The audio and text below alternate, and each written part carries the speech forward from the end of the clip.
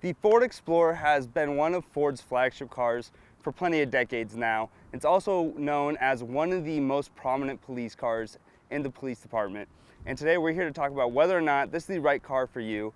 And I'm not gonna lie, in my personal opinion, I haven't had the best time with the Ford Explorer, but we're gonna see if this one changes my mind here. But let's get right into it. My name's Trent and you're watching God and X.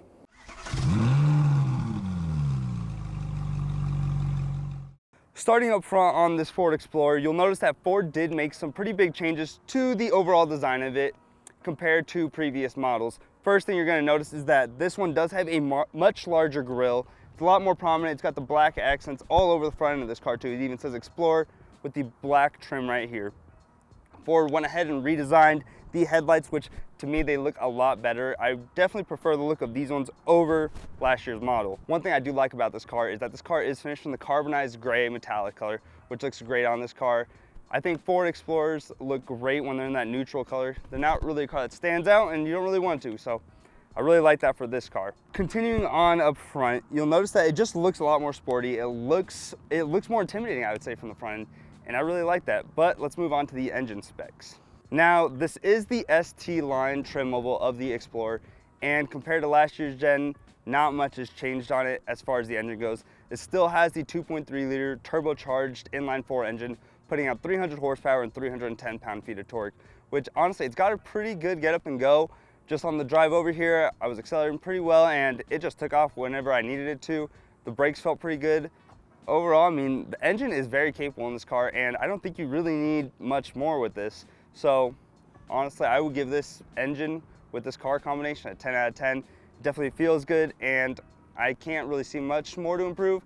Although if you do want an improvement, you can get the V6 engine in this car, which has a little bit more horsepower, a little more torque. So it's up to you on which one you want to go with, but both engines are great. Continuing on with the side profile of this Explorer, you'll notice that not much has changed compared to last year's model. And again, this is more of a refresh instead of an overall redesign. But this car does come with these 20-inch painted wheels as compared to the 18-inch wheels on the active trim level. So I think these look really great for this car, but let's move on to the back where you'll see more design changes back here. Now here in the back of the car, Ford did do some design changes, that being the taillights. They've added on to last year's taillights as well. They added a little bit of stretch of a bar. It looks a lot better in my opinion.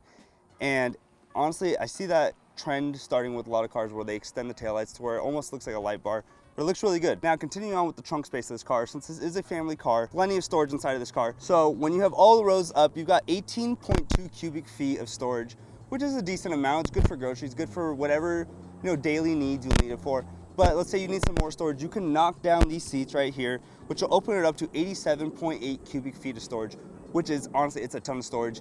It's more than you'll need on most occasions, whether or not, if you're moving, another story, but for what you usually will need, it's more than enough. Now, one thing you'll notice right here, we do have a tail hitch on this car, so this car is capable of towing up to 5,000 pounds, which again is more than enough for whatever you guys might be doing with your family on the weekends and stuff like that. So I do think this is a great looking car, but let's move on to the interior. Let's talk about the interior of this car. Ford did give this car a massive refresh to the interior, which in my opinion, it looks a lot better. I really do like it. It's more driver oriented, it feels like. But I want to talk about some of the features I do like first, and we'll talk about some of the features I don't really care for. One thing I really do like is that it's just a comfortable car. It's very spacious, very roomy, so I do like that. You don't feel cramped inside the cabin of this car. I do like how this car does have a really good sound system. It's got the Bang & Olufsen sound system, which I don't know if you guys have heard it, but honestly, it's one of the top ones for budget cars like this and stuff. You can get the sound system in higher trims, different car brands, but to have it in Ford is really good. The infotainment system on this car has been refreshed. It's a brand new infotainment system for the 2025 model, so it looks really good. It does support Android Auto and Apple CarPlay, and it looks really good. It's super easy to access. All the buttons are really responsive, so you don't have to worry about anything on that. You do have a wireless charging pad in this car, which is nice. You see that a lot of cars as well today. And they added a couple little different storage spots. There is one right underneath the infotainment system. You have to press a button, it opens up a little slot. You can put your phone in there, just keep some small things in there. So it's nice to have that extra storage. Now, let's talk about some of the things I don't really care for. First thing is where the wireless charging pad is. I do like that, but it's in a weird spot. It sticks out a little bit, feels a little bit bulky, and it does cover that storage spot pretty well. So you wouldn't notice it at first when you get into it. You wouldn't be able to find that storage spot that easily. So it just feels a little odd, out of place. The steering wheel, it's a Ford steering wheel. There's nothing crazy about it, nothing exciting. It's got the basics on it, so I think they could have done a little bit better on that. This car, I think for a trim level like this, I think a car like this should have just a standard moonroof, sunroof, but that's all personal opinion. So you guys could like this car, you guys could hate it. It's up to you. It's all based on how you guys feel about it. But driving experience wise, this car does drive great. It's a fun car to drive. I step on the accelerator like I said earlier, and it's just instant feedback, and it gets up and it goes pretty quickly. So you don't have to worry about any lag input or stuff that, you know, would generally maybe off-put you about buying a car.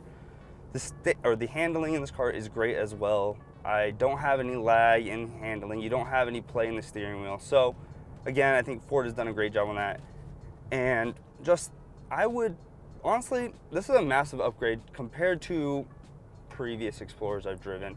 Like I said, I haven't had too many good experiences with the Explorers, so I would definitely say this one has changed my mind about them. I could see myself driving something like this. I'd have to get used to it, but it's definitely, Ford's up their game with this car compared to a lot of older cars. And I'm sure a lot of you guys know what I mean with Ford. They weren't the best brand back then, but they stepped up their game a lot across all of their, you know, cars and models and stuff like that. But let us know what you guys think down in the comments below. Let us know if you guys would buy this car or if you guys hate it. I'd love to hear your guys' opinions on this car as well. And if you guys are in the market for a new car, this could be a great family car for you. If you guys want to see more videos like this, be sure to check in next time, and we'll see you guys in the next video.